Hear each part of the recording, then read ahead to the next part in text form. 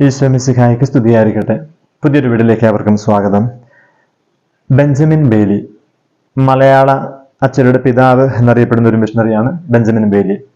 കോട്ടയത്തുള്ള CMS കോളേജിന്റെ സ്ഥാപകനാണ് അദ്ദേഹം. അവിടുത്തെ ആദ്യത്തെ പ്രിൻസിപ്പളാണ് അദ്ദേഹം.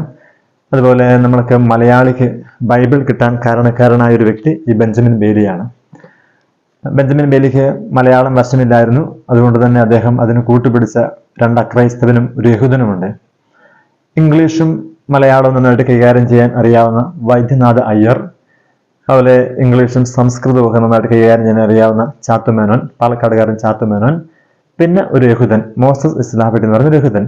ഇങ്ങനെ 3 പേര് ചേർന്നാണ് ഈ ബൈബിള് മലയാളത്തിലേക്ക് തർജ്ജമ ചെയ്തത്. ഇതിന് ബെഞ്ചമിൻ ബെയ്ലിയെ സഹായിച്ചത് ഇവർ 3 പേരുമാണ്. നമ്മൾ ഇന്ന് ഈ വീഡിയോയിൽ പറയുന്നത് ഈ ചാത്തുമേനോൻ എന്ന മനുഷ്യനെ കുറിച്ചാണ്. അദ്ദേഹം ഒരു ഹൈന്ദവ പശ്ചാത്തലത്തിൽ ജനിച്ചു വളർന്ന ഒരാളാണ്. ചെങ്ങന്നൂരിന്റെ തഹസിൽദാരായിരുന്നു. ശേഷം കോട്ടയത്തിന്റെ തഹസിൽദാരായി അവിടെ എത്തിയ ഒരു മനുഷ്യനാണ് ഈ ചാത്തുമേനോൻ. ഇവർ മലയാളം പരിഭാഷ ആരംഭിച്ചു, മലയാളത്തിൽ തർജ്ജമ ചെയ്യാൻ ആരംഭിച്ചു. അങ്ങനെ ഉൽപ്പത്തി, പുറപ്പാട്, ലേവ്യര്, സംഖ്യ, ഇങ്ങനെ നിയമാവർത്തനം, ഇങ്ങനെ ഓരോ പുസ്തകങ്ങളും തർജ്ജമ ചെയ്ത് അവർ മലാഖിയിലെത്തി. മലാഖി വരെ തർജ്ജമ ചെയ്ത് കഴിഞ്ഞപ്പോൾ ഈ ചാത്തുമേനോൻ എന്ന മനുഷ്യന് മനസ്സിലായി ഇദ്ദേഹം നയിക്കപ്പെടുന്നത് ഏതോ ഒരു വ്യക്തിയിലേക്കാണെന്ന് മനസ്സിലാവുകയാണ്. അതായത് സാധാരണ ലോകത്തെ ഏത് പുസ്തകങ്ങൾ വായിച്ചാലും നമ്മൾ എത്താൻ പോകുന്നത് ഒരുപിടി ആശയങ്ങളിലാണ്. ഒരു തർജ്ജമയാകുമ്പോൾ ശ്രദ്ധിച്ച് വായിക്കണം. അതിങ്ങനെ പകർത്തി എഴുതുമ്പോൾ ഒരു ആശയങ്ങളിലല്ല എത്തുന്ന, പകരം ഒരു വ്യക്തികളിലേക്ക് എത്തുന്ന പോലെ ഇദ്ദേഹം തോന്നുകയാണ്. ഇദ്ദേഹം തൻ്റെ വീട്ടിലെത്തി ഭാര്യയോട് പറഞ്ഞു, ഞങ്ങൾ വിദേശിയായ ഒരാളുടെ ഒരു പുസ്തകം പകർത്തി എഴുതിക്കൊണ്ടിരിക്കുകയാണ്. ഇപ്പോൾ ഞാൻ ജോലി അതാണ്. പക്ഷെ എനിക്ക് തോന്നുകയാണ് ഞങ്ങൾ നയിക്കപ്പെടുന്ന ഒരു വ്യക്തിയിലേക്കാണെന്ന്. അതുകൊണ്ട് തന്നെ ഇദ്ദേഹത്തിന് പുതിയ നിയമം പകർത്തി എഴുതാൻ വേണ്ടി ഭയങ്കര ആവേശമായി. അങ്ങനെ പുതിയ നിയമം ആരംഭിച്ചു. മത്തായിയുടെ സുവിശേഷം, മർക്കോസിന്റെ സുവിശേഷം, ലൂക്കായുടെ സുവിശേഷം, യോഹന്നാന്റെ സുവിശേഷം. നമ്മളവിടെ 1-ാം അധ്യായം ഇങ്ങനെ വായിക്കുന്നുണ്ട്. ആദിയിൽ വചനം ഉണ്ടായിരുന്നു, വചനം ദൈവത്തോടു കൂടിയായിരുന്നു, വചനം ദൈവമായിരുന്നു.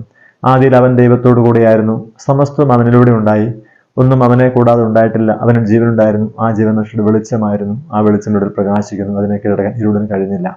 എന്നിട്ട് ആ ഭാഗം ഇങ്ങനെയാണ് അവസാനിക്കുന്നത്. വചനം മാംസമായി നമ്മുടെ ഇടയിൽ വസിച്ചു, വചനം മാംസമായി നമ്മുടെ ഇടയിൽ വസിച്ചു.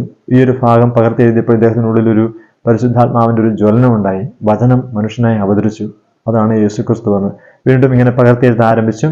അങ്ങനെ കൊളോസോസർക്ക് എഴുതിയ ലേഖനം 1-ാം അധ്യായം 15-ാം വാക്യം, ഇംഗ്ലീഷ് ബൈബിൾ അതിങ്ങനെയായിരുന്നു, he is the visible image of invisible God. അദ്ദേഹം അതിങ്ങനെ പകർത്തി എഴുതി, അവൻ അദൃശ്യനായ ദൈവത്തിന്റെ ദൃശ്യരൂപമാണ്, അവൻ അദൃശ്യനായ ദൈവത്തിന്റെ ദൃശ്യരൂപമാണ്. ഇദ്ദേഹത്തിനുള്ളിൽ പരിശുദ്ധാത്മാവ് വന്നങ്ങ് നിറഞ്ഞു. ഇദ്ദേഹം അന്ന് തീരുമാനിച്ചു, ഇനിയൊരു ജീവിതമുണ്ടെങ്കിൽ അത് ക്രിസ്തുവിന് വേണ്ടിയുള്ളതാണ്, ഇനിയൊരു ജീവിതമുണ്ടെങ്കിൽ അത് ഈ പുസ്തകത്തിന് വേണ്ടിയുള്ളതാണ്. പ്രിയപ്പെട്ട മക്കളെ, ഈ ബൈബിളിന്റെ പരിഭാഷ മലയാളത്തിൽ ഇറങ്ങുന്നതിന് മുൻപ് അന്ന് ഒരു സംഭവം നടന്നു. ഈ ചാത്തുമേനോൻ എന്ന മനുഷ്യൻ മാമുദ് സ്വീകരിച്ച് ക്രിസ്ത്യാനിയായി മാറി. കാരണം അദ്ദേഹത്തെ മാറ്റിമറിച്ച ഒരു പുസ്തകമാണ് ബൈബിള്. പ്രിയപ്പെട്ടവരെ, ഈ പുസ്തകത്തെ മാനിച്ചാൽ ദൈവം നമ്മെ മാനിക്കും. ഈ പുസ്തകത്തിന് വില കൊടുത്താൽ നമ്മുടെ ജീവിതത്തിന് ഒരു വിലയുള്ളതായി മാറും. അതുകൊണ്ട് ഈ പുസ്തകം എടുക്കുന്നതും ചുമന്നു നടക്കുന്നതും കൊണ്ടു നടക്കുന്നതും ഒരു ഭാഗ്യമായി കണ്ട്, കാരണം നമ്മുടെ നിത്യത്തിലേക്ക് നമ്മെ എത്തിക്കാൻ പോകുന്നത് ഈ പുസ്തകമാണ്. അതുകൊണ്ട് ഈ പുസ്തകത്തിന് വേണ്ടി ഒരു ജീവിതം നമുക്കുണ്ടാവണം. ഇത് വായിക്കാനും പഠിക്കാനും ജീവിക്കാനും നമുക്കൊരു ജീവിതം ഉണ്ടാവട്ടെ എന്ന് മാത്രം ഓർമ്മിച്ചുകൊണ്ട് നിർത്തുന്നു. നന്ദി, നമസ്കാരം.